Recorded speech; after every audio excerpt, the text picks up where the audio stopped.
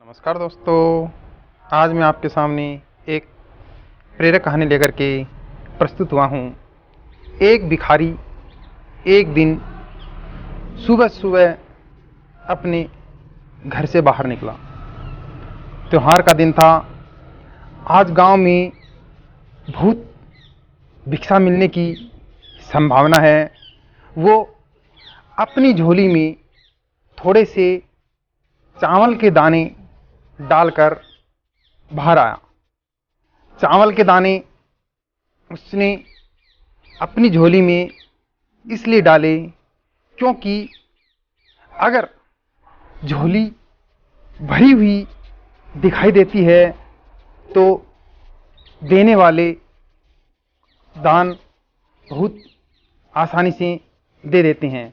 उन्हें लगता है कि किसी और ने भी इस भिखारी को दान दिया है। सूरज निकलने के करीब ही था। रास्ता सोया है, अभी लोग जाग ही रहे होंगे। मार्ग पर आते ही सामने से राजा का रथ आता हुआ नजर आता है। सोचता है आज राजा से अच्छी भिक्षा मिलेगी। राजा का रथ उसके सामने पास में आकर के रुक जाता है। उसने सोचा धन्य है मेरा भाग्य, क्योंकि आज तक कभी राजा से भिक्षा नहीं मांग पाया, क्योंकि द्वारपाल बाहर से ही लौटा देते थे। आज राजा स्वयं मेरे सामने आकर रुक गया है। भिखारी ये सोच ही रहा था कि अचानक राजा उसके सामने एक याचक की भांति खड़ा होकर उससे भिक्षा देने की मांग करने लगा। राजा कहता है कि आज देश पर बहुत बड़ा संकट आया हुआ है।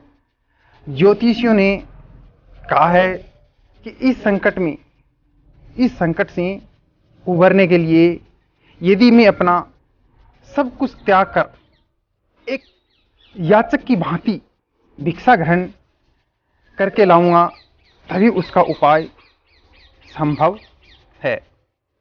तुम आज मुझे पहले आदमी मिले हो, इसलिए मैं तुमसे भिक्षा मांग रहा हूं।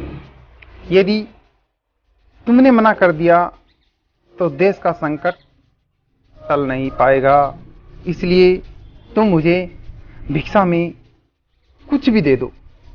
तुम मुझे भिक्षा में कुछ भी दे दो। भिखारी को सारा जीवन भीख मांगता ही आया था। कभी देने के लिए उसका हाथ उठा ही नहीं था। सोच में पड़ गया कि अगर ये आज कैसा समय आ गया है, एक भिखारी से भीख मांगी जा रही है और मना भी नहीं कर सकता। बड़ी मुश्किल से एक चावल का दाना निकालकर उसने राजा को दे दिया। राजा वही एक चावल का दाना लेकर खुश होकर आगे भिक्षा लेने के लिए चला गया।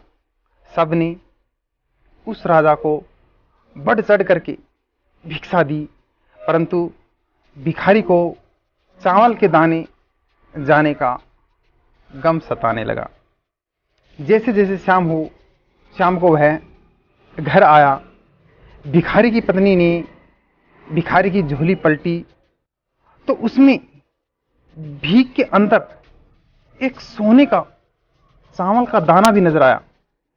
भिखारी की पत्नी ने उसे जब उस सोने के दाने के बारे में बताया तो भिखारी छाती पटक के रोने लगा।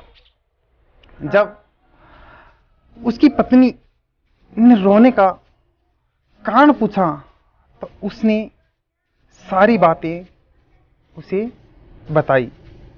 उसकी पत्नी ने कहा, तुम्हें पता नहीं कि जो हम दान देते हैं वही हमारे लिए स्वर्ण है या अर्थात सोना है।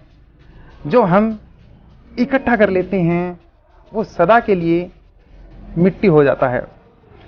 उस दिन से उस भिखारी ने भिक्षा मांगनी छोड़ दी और मेहनत करके अपना तथा परिवार का भरण पोषण करने लगा, जिससे सदा दूसरों के आगे हाथ फैलाकर भीख मांगी थी, अब खुले हाथ से दान पुण्य करने लगा। धीरे धीरे उसके दिन भी बदलने लगे। जो लोग सदा उससे दूरी बनाया करते थे, अब उसके समीप आने लगे। वो एक भिखारी की जगह दानी के नाम से जाने जाने लगा। दोस्तों, जिस इंसान की प्रवृत्ति देने की होती है उसे कभी किसी चीज की कमी नहीं होती। जो हमेशा लेने की नीयत रखता है उसका कभी पूरा नहीं पड़ता। धन्यवाद दोस्तों। यदि आपको मेरी कहानी पसंद आई हो तो प्लीज़ लाइक करना, कमेंट करना, और यदि आप मेरे चैनल पर पहली बार आए हैं तो प्लीज़ चैनल को सब्सक्राइब करके घंटी का बटन अवश्य दबाना। धन्यवाद। Thank you.